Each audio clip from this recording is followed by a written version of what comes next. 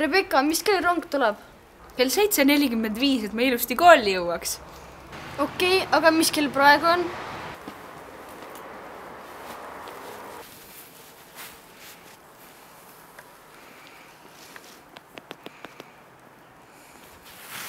kell on 7:52.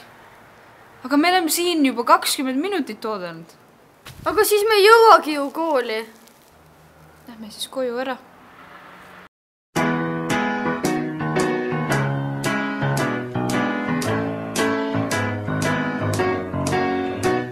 Je me baladais sur l'avenue, le cœur ouvert à l'inconnu.